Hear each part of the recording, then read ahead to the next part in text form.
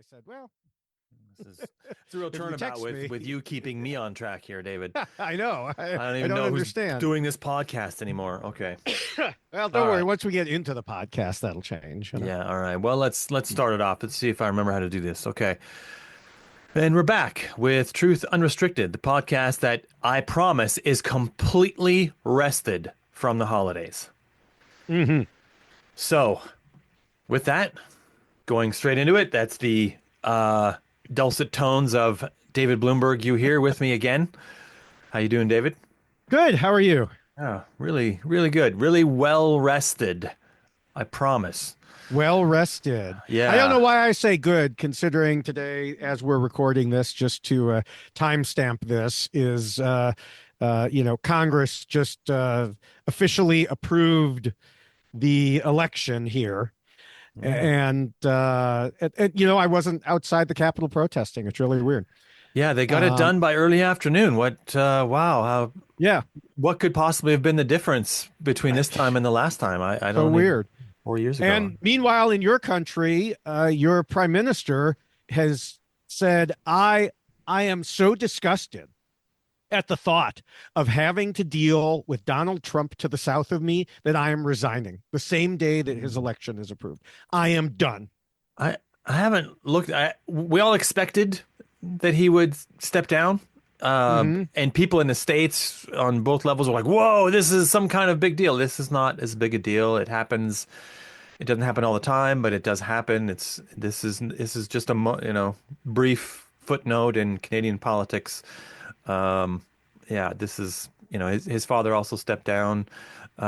His father came to power when another prime minister stepped down. Like this is not this weird gotcha. Like if the U.S. president stepped down, it would be a big deal. But this is not even really the same exact role. It's not even a one-to-one comparison. So Yeah, but can yeah. you imagine ever Donald Trump stepping down Oh voluntarily? yeah. Well, I yeah. mean, it's, completely the opposite here when it comes Yeah. to, the ideas of holding power.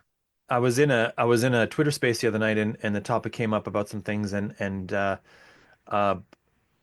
I mentioned something about this differences between the Canadian and U.S. politics and how the Canadian Prime Minister is not the equivalent position of the U.S. President.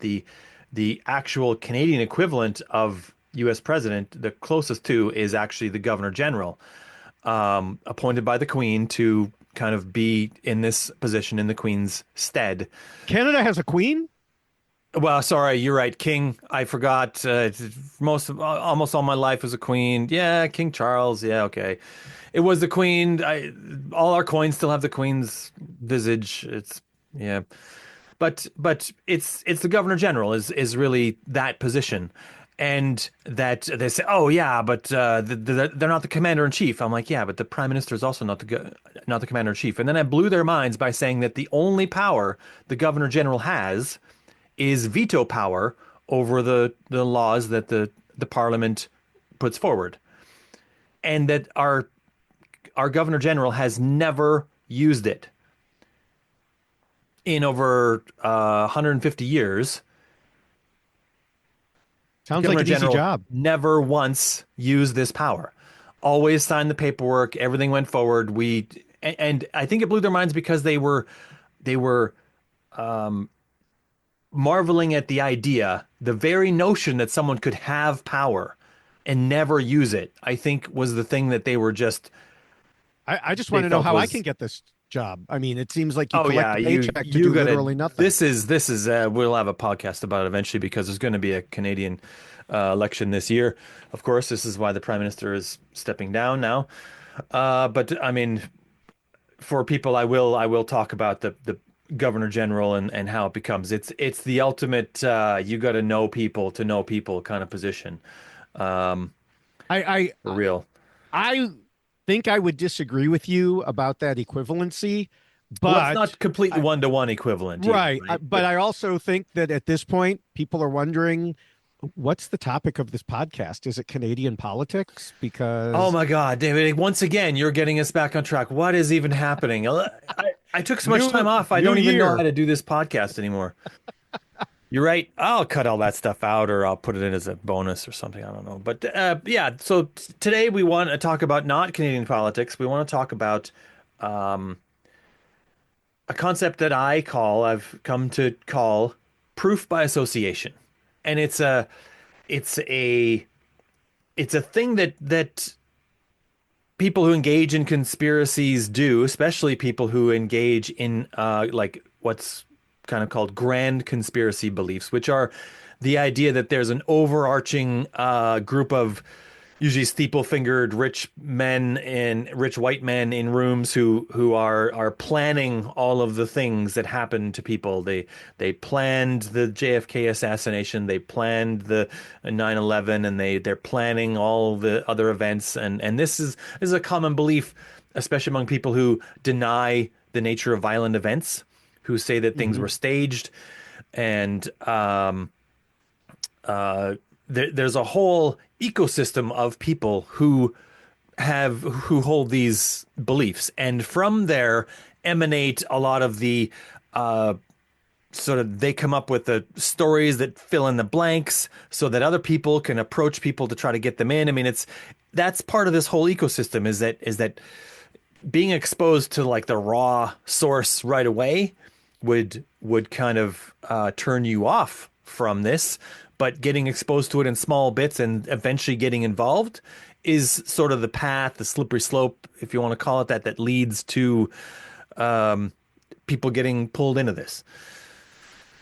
So we're going to talk about this concept, this proof by association.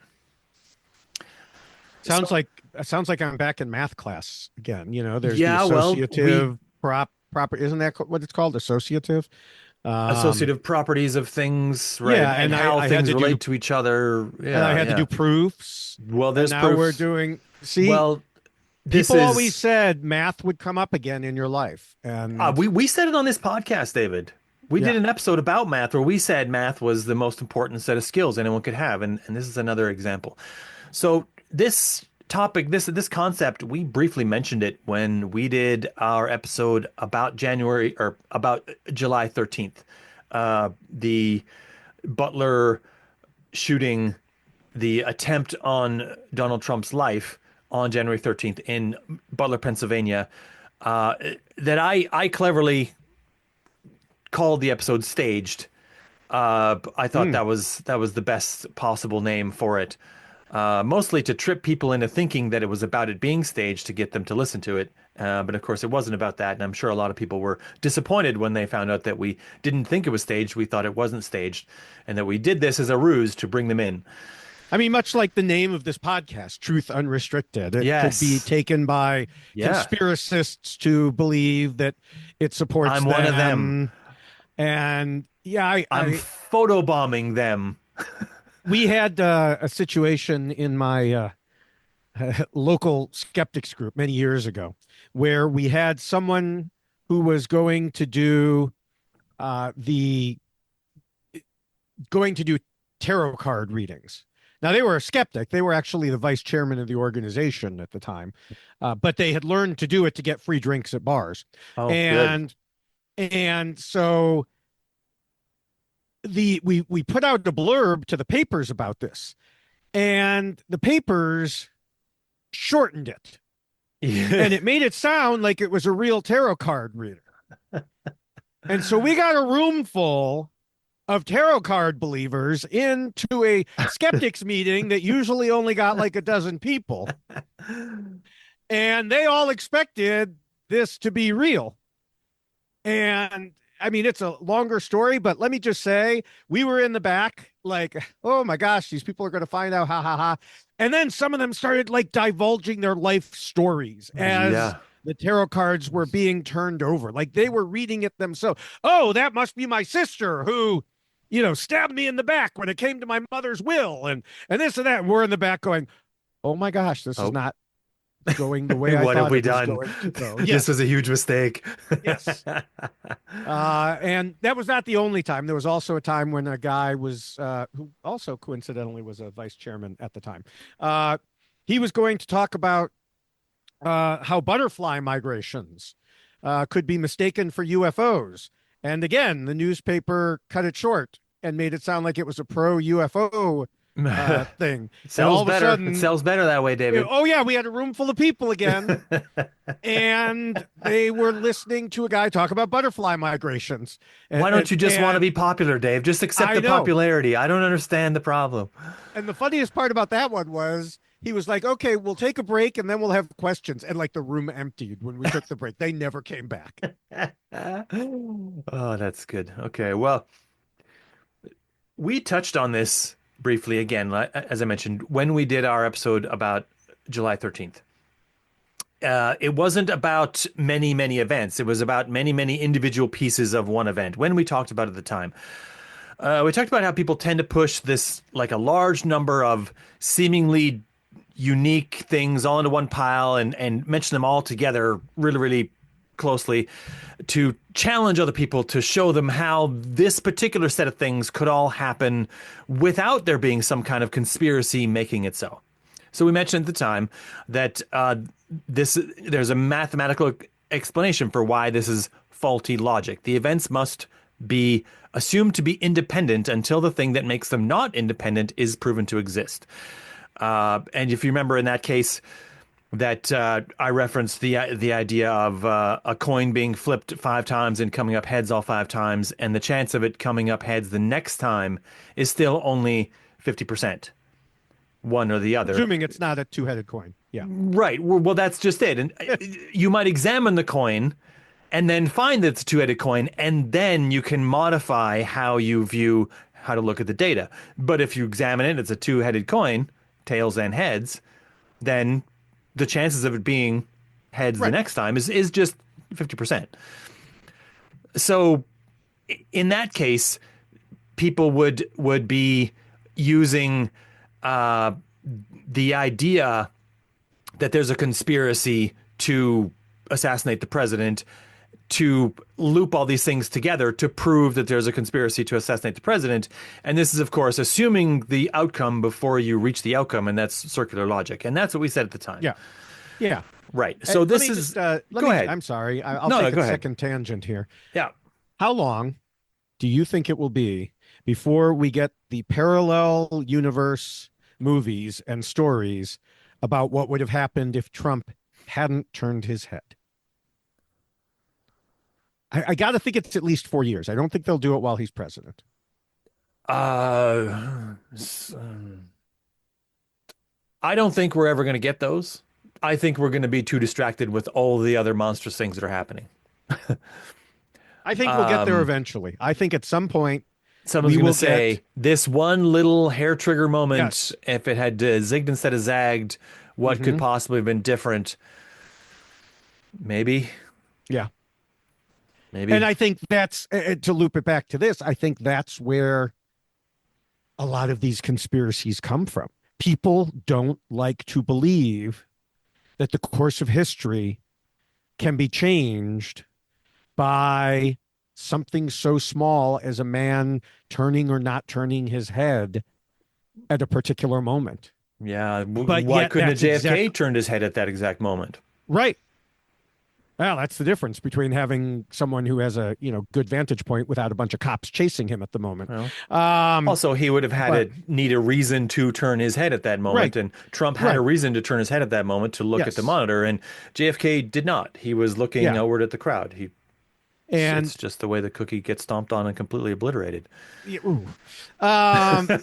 Sorry. Yeah. But I mean, it does. That's at the heart of so many conspiracy beliefs. It's easier for some people to believe there is a group controlling the outcome than it is to believe that random shit just happens. Yeah. And we can't control our lives to the extent that they think we can. Well, that's a fear of the unknown, and the ultimate unknown is what's going to happen next, right? Right. And the more crazy things that happen next, the more likely people are to fear the next thing that's going to happen, and that's where we got to brace ourselves. But getting back into this, so if we take this situation out of a single incident to where we have multiple incidents. And, I don't know how often you anymore talk to people who are in this space, in this sort of believing conspiracies, what the people we might call conspiracists, who are I would say distinctly as different little as than possible. conspirators. Yeah, I am in the mode where I just right. can't deal with those people anymore. You're in the David Gorski camp, I think, in that respect. The I don't have time for that. I'll talk about how they're I, wrong, but I'm not going to engage with them. well, I mean, I don't know. I mean, engaging with them, although you will disagree, is generally futile. Um, trying to talk to them when they have this worldview and are busy attacking me on social media or whatever, the track record there is very slim. Now, are there people who come out of it? Yes, you've had Yeah, some on the show. I now follow some, and engage with some of those same people. they're a rare lot. Yes, they are a rare lot indeed. And I think they have to come to it in many ways on their own. And I think that's what my recollection of their stories is, that whether it was the ones on this show or other podcasts I've heard, they realized it themselves. It wasn't that someone brought Yeah, up this great point in a Twitter debate. yeah. Usually They not. Yeah. and it reminds me of something I experienced myself, which is not in conspiracy world, but that you have to change your own mind, which is that, I was for many years overweight and getting heavier. Hmm. And, my parents tried talking to me about it. My own brother, I mean, this was when we were adults, tried offering me a bet, like I'll pay you X number of dollars to, lose weight. I turned it down. And then shortly after that, I made the decision I was going to lose weight. And I did. Hmm. Now, I had all those other encouragements, including literal cash. Hmm. But it takes something in your own head to say, I am Yeah. going to make this change. I Right. see that there is a problem here. And I think it's the same thing with these conspiracy believers. They have to realize it themselves. You can pound on them all you want. And sometimes it's very satisfying to pound on them and show that, they're cranks, they're idiots, they're whatever you want to call them. And some of them deserve it. Elon Musk, who has become a massive, massive conspiracy freak, due to whatever reasons he has gone down the rabbit hole, he deserves it. Hmm. And you know what? Nothing any of us say is going to change his mind. Yeah.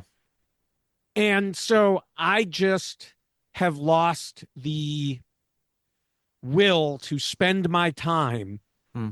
banging my head against a wall for no good reason. I will talk about them, like you said. That's what we're going to do here. But talking to them generally has little or no, usually no effect.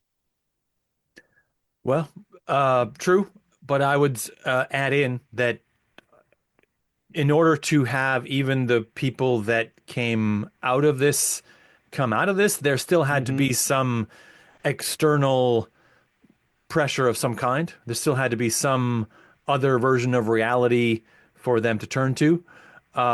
It was Right. very rare. If it's very rare now for someone to, shake their head and leave the flat Earth community, you'd better believe it was extremely rare for someone to do it in the Middle Ages in Europe, where everyone just generally believed the Earth was flat and there was no societal pressure from any corner of any kind and there's no plus of Yeah, any but kind to say that, I think it's no, I think this thing is, that wasn't a conspiracy theory. That was just what they believed. The well, conspiracy theory is right. we all know it's a spheroid, but we're going to go back to thinking it's flat because the government is hiding this from us. In the case of flat Earth, that's sort of how Christianity did it, though. The Bible said it was flat. The Greeks said it was a Mm-hmm. spheroid. and the Bible was more important, so the Bible Well, right. version papered over, and then that's how they came to believe that for so long in Europe. Um, but again, we're off track, David. Again, I gotta, Yeah, at least we're talking about conspiracies. oh God, you gotta throw that at me. Okay, all right. But so when I'm talking to people who are in that space, in this conspiracist space, I often encounter this thing where whenever they get sort of squeezed about the one thing you're talking to them about the JFK Hmm. assassination or whatever, they gish gallop over to others and say, yeah, but I Oh know yeah. that it's still fake because of all the other things that are also fake, which makes it really, really difficult to deal with that. It's like you have to debunk every event that they think is fake all at once, which makes it kind of like lifting up your entire house with you in it at the same time, which is, of course, impossible. Hmm.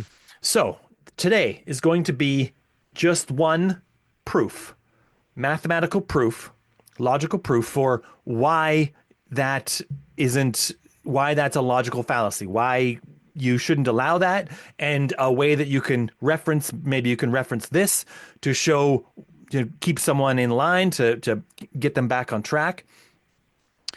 And like I said, this happens a lot. Like Richard D. Hall is a man who just recently got sued in the UK. He wrote a book that made a lot of claims about the Manchester bombing that happened at an Ariana Grande concert. He claimed it was a completely staged event, and that everyone who claimed that they were injured in it wasn't really injured in it, and all kinds of things like that. Complete denial of it. And he wrote the book and he published it, and he attempted to sell the book to make money. In the beginning of that book, he mentioned that he knew the Manchester bombing was fake because of the way that the Boston Marathon bombing was fake. And this is exactly where you get to once you try to prove that one thing isn't fake. They say, yeah, but it's still fake because of all the other things that are fake. So this is what we're going to go through. I'm would love, this is kind of the my white whale. I would love to dismantle the Gish gallop, David. And everyone says, yeah, good luck with that. Pat Yeah. me on the back. Way to go, champ. Love that Canadian enthusiasm. Yeah, okay, yeah. Go Terry Fox this thing up. Yeah, all right, yeah. Man with one leg, you're gonna run across the country. Yeah, okay, whatever. Get after it. We'll wait here and we'll see if it happens.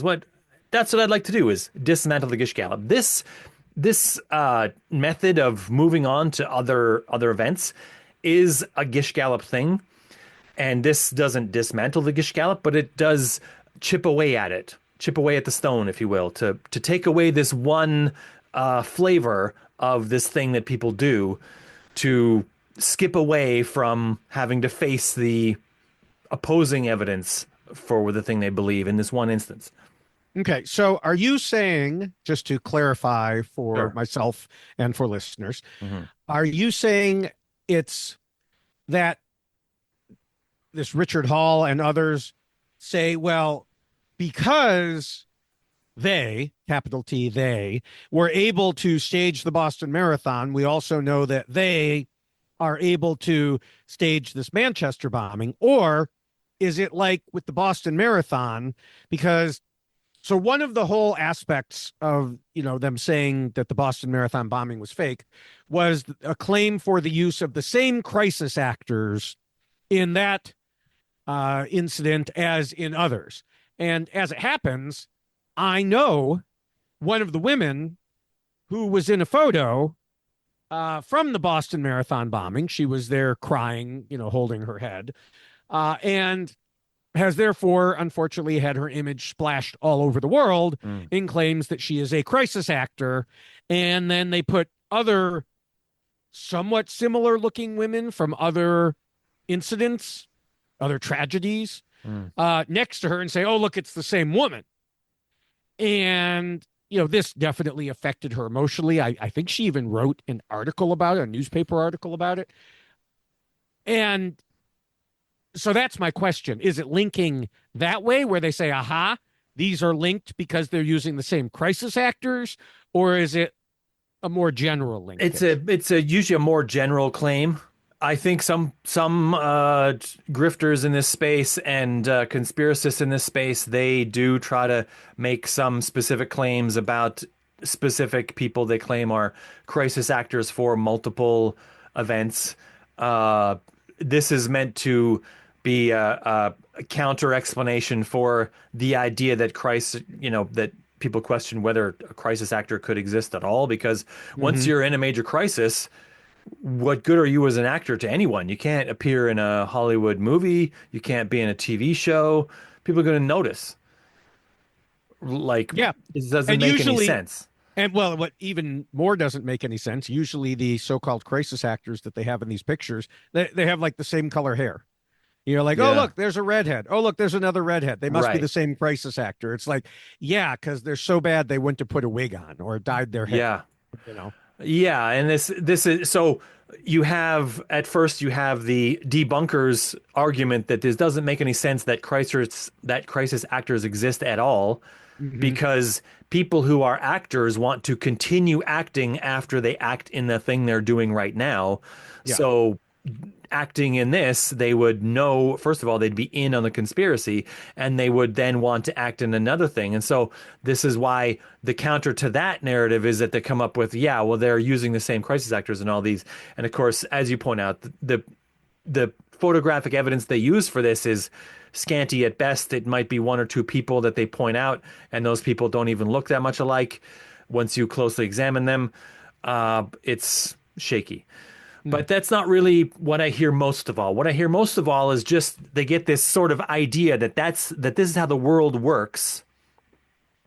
That because of the existence of a mysterious they, that's doing these things, and they'll even list some very strained motives for this. Sometimes the motive is something like one I heard recently was that the mysterious they is trying to use this to control the population by getting them used to the idea of being afraid on television, all of this stuff. And I think to myself, wouldn't it be cheaper just to set the bombs then? Like, why bother with all these crisis actors? Why not just have two CIA agents set the bombs and have a real bombing? Like, if you really don't care about people, if you're really that, you know, David Icke lizard people brained and in a thinking that there's a they that it wants to manipulate people so badly that you don't really care that much about who dies or whatever in the effort. Why fake it at all? Why not just set the damn bombs? The bombs are cheap. Like, every terrorist knows bombs are inexpensive. The only thing that's difficult about them is how to not blow yourself up while you make them. It's incredibly easy to make bombs. It's difficult to make them in a way that doesn't hurt yourself, and gets to the location without them going off somewhere in between, right? And Well, see, that's why this is the safe route. yeah, okay, but then you get in the situation where you have thousands of supposed crisis actors and all of these things. I mean, we're not going to go through all those details Yeah, I mean, but it's a very good point. Why bother if right. you're this mysterious entity who controls everything? Why bother to pretend to murder people when you can just murder people? Yeah. Which, like you said, it's a lot less work. And if you control everything anyway, then you're not going to get caught. Yeah. It would be Just set easier up. to control everything that way. Yeah. I mean, you Yeah. can't control necessarily exactly who gets hurt or killed. Yeah.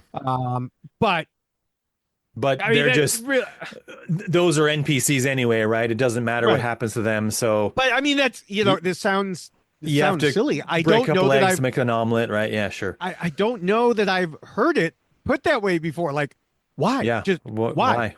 Why would you?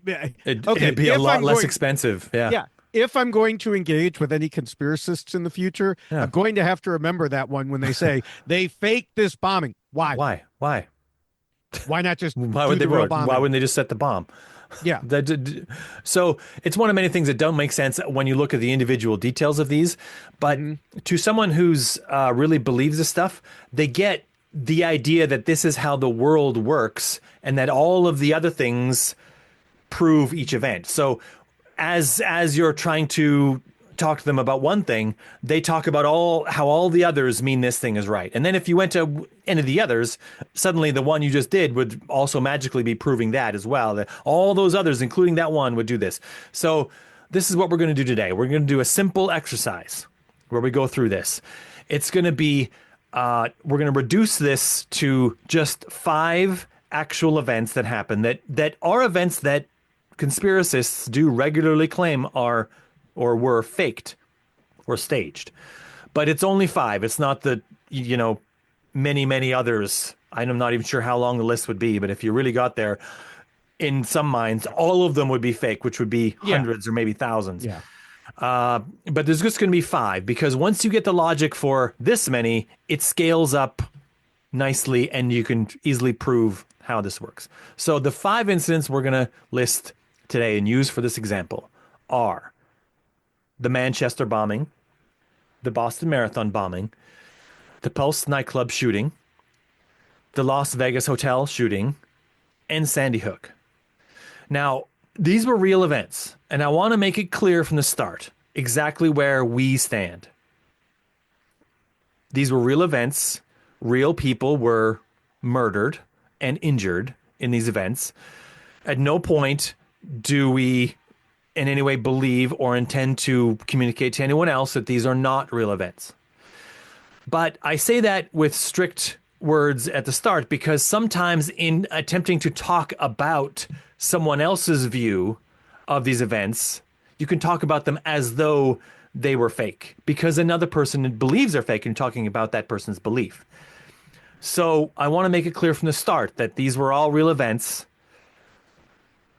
Okay, so starting with the Manchester bombing, because we already used it as an example. Richard D. Hall used it.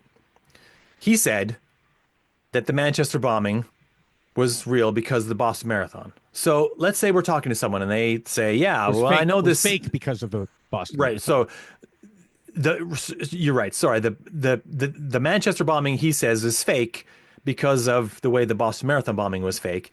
And let's say we're talking to someone and they say, yeah, but I know that the Manchester bombing was fake because of the way that all of these other things, and you ask them what those things are, and they say, oh, the Boston Marathon, Pulse nightclub, Las Vegas, Sandy Hook, they're all fake. And they say, okay, let's put the Manchester bombing aside right now, and let's look at the Boston Marathon.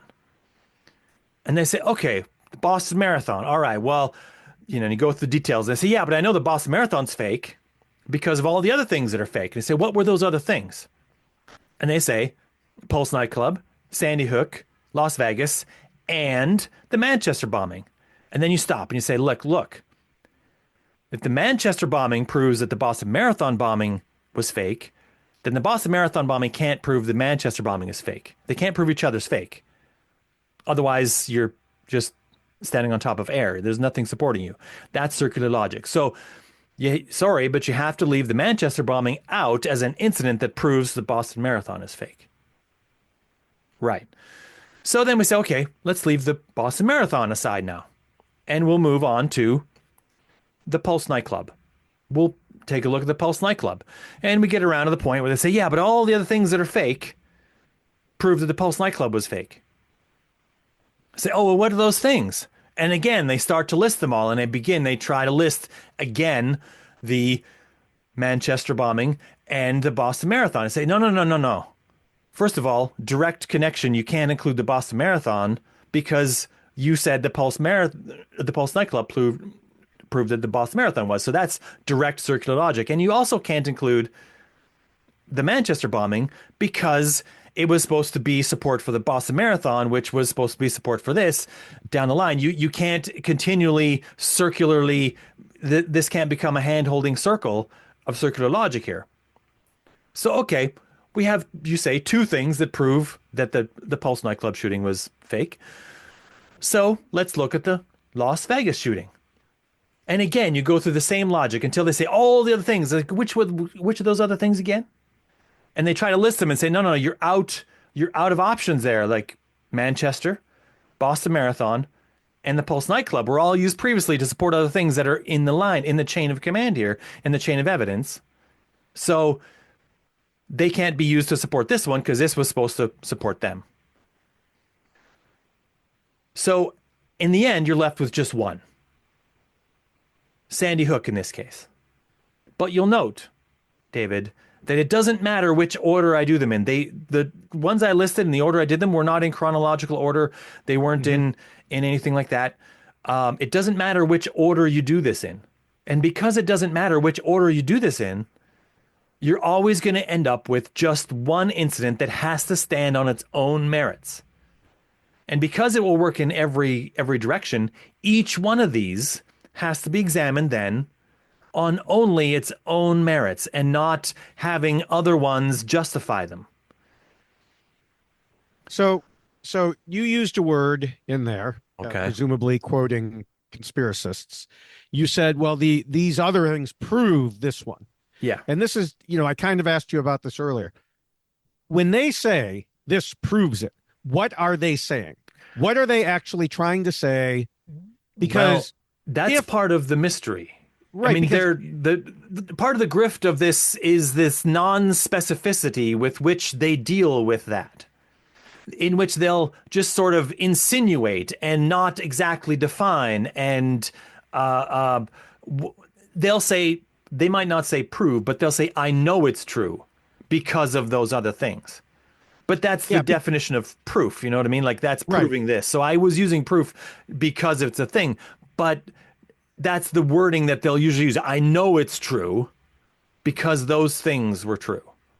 Okay, because so if, and this is a big, huge Okay. Sears Tower sized if it is true that there were a massive conspiracy that pulled off one of these, Mm-hmm. then, and this could be proven, then yes, it could be used as evidence that such a thing is possible. Not saying that everything that happens was due to this, but you could say, well, this group bombed over here, so we have to at least consider the possibility that this group bombed over there. But Yes. like you said, first someone has to prove that case in one instance. Yeah. It's like saying the aliens did it. Yeah. Well, the aliens abducted this guy. Well, why do you think the aliens did? Well, because we know Yeah. Of that the all the other aliens, abductions that happened. Yeah. right, right. And so first you have to find, like you said, the number one, the prime case Mm-hmm. that can be proven. Yeah. And we know that terrorists exist. We know that people go off their rockers and decide to attack civilians. There were two of them in the US on January 1st. Mm. Yeah. We know these things happen. We do not, however, have proof of some massive, all knowing government conspiracy. We do have proof that there are oligarchs out there who are willing to either bend the knee or pull the puppet strings on certain people. But that's not the same thing. And if anything, it's, what would the motives of these groups be? Some say, oh, Sandy Hook was done in order to push for gun control. Yeah. Yeah, that worked well, didn't it? Yeah. I mean, if there were this all powerful group that could, But David, in you those know, cases, the people who say that also will say it was because of our efforts in oh, of course. identifying their effort to do that that prevented them from doing it. So that justifies our effort to point this out that it's fake. Yeah. Yes, of course. Right. Uh, Self-justificating, self-justifying. Yeah. yeah. Yeah. So, I mean, like you said, it comes back down to, okay, where's that prime example where there actually is the evidence, is the proof? Mhm. Because otherwise, yeah, you're just, like you said, you're just in a big circle pointing at each other. Yeah. You know? Yeah, but it becomes a sort of a thing where the thing you're looking at now becomes like the sun, and all the other things become the planets around them, and then that magically switches to each new thing you're looking at becomes the new sun, and all the other things revolve around them. There has to be one sun around which all the planets go around at the end of the day, uh, because that's just how logic works. But this is this is a logical argument for showing how each individual incident, if you're going to engage with someone about this and talk to them about this, this is an argument that helps to confine them to just one event, and help to, maybe to remind people that they can't use other events to justify belief in this event, unless there's some very specific way to connect them. Right. And it has to be very specific. Like you look at the coin and there's two heads on both sides of the coin. Yeah. But what you're doing is you're using that all these events occurred and were fake to prove that there is there is an Illuminati, there is a deep state, or whatever you believe, to prove that they exist. But their existence is the thing that would connect these things. So you're using the fact they exist, the assumption that they exist, to attempt to prove the fact that they exist, which is how circular logic fails you when you use it. Note, of course, that we restricted this to only 5 events. And even still, the process was fairly long and convoluted to try to show the proof of this. And the list of actual events is much, much longer, which is why it was pick anything. You can literally pick anything. Anytime there, if you go to Wikipedia and you search for, mass casualty events or terrorist events or whatever, you will get a huge list. It's staggering. Sadly. Yes. Even if you're just looking in the United States, it's a staggering list. And so to actually go through this process of doing this step by step with a person would be onerous. Anyone who's had to do that, hats off to you. But this is a proof that should scale up to any number of events, that you still eventually come down to each event standing on its own legs, its own evidence. And even the evidence of each thing has to be proven to be related to the thing you're talking about before you can use them in that way, that to show these two things happening is significant happening together. Because that's how real investigations work. Like what you were talking about how a person is using a related thing. Like, let's say there is a terrorist group, or what's happened in the past is groups of bank robbers have robbed multiple banks, and they've used the fact that there was a bank robbed up the road, and they say, okay, well, we think this is the same group because they just robbed these other 2 banks up the road, and we think they're heading this direction. In some cases, that's led to them having shortcuts for how to look. The last guys used maybe they used a specific way to get into the safe. So we're going to look for that specific way this time to see if it's still there, to A, tell us if this is a similar thing, and B, to not waste all the time to look for all the things to see how they got away with all the money. That's a real thing that real detective work does, is to try to do that. But if you look and don't find it, then you have to start to consider if it isn't the same, if your assumption was false. And that's a real thing that detectives have to struggle with too, when they do that kind of work, when they have to lump together multiple events in this way. Because it's possible that you have copycats, that you have other people who are inspired by the thing you did to do their own thing. This is a thing humans do. It's dark and terrible, but violence begets violence. It's coincidence, and not like just I said, vengeance. The 2 January 1 attacks, were both done with trucks rented on the same app, and so immediately, and one was a former armed forces, one was current armed forces. Yeah. And so immediately people were like, it's related. It's a coordinated attack. Yeah. And as of now, as we're recording this, the FBI is saying, no, we can find no overlap. Yeah. This guy did it because he converted to ISIS. Mm. This guy was a Trumper Yeah. who had PTSD and somehow in his brain decided that blowing Inflicting up, violence would ease the violence that he's experiencing in his mind. yeah, in front of Bad. Trump Tower, Yeah. using a cyber truck. But uh, you know, it's it's coincidence. Coincidences happen. Yeah. Again, this is something we talked about and we do talk about, and you know the fact that it happened on January 1, probably not a coincidence. It was a Because day yeah, when it's if they both happen on like January 22nd or something, that's not a significant day for anyone. But January right, 1st is when you have a lot of people gathering in different places to do exactly, things. So yeah, it gets a lot of attention. yeah, and so just because things initially seem similar does not make them at all Yeah, related. right. So I think we're going to end on that note. Where can people find you, David? The easiest way to find me is on Linktree/David Bloomberg. There's a dot before the EE in Linktree in the URL. I spend most of my time directly on Blue Sky, where you can directly find me as at David Bloomberg.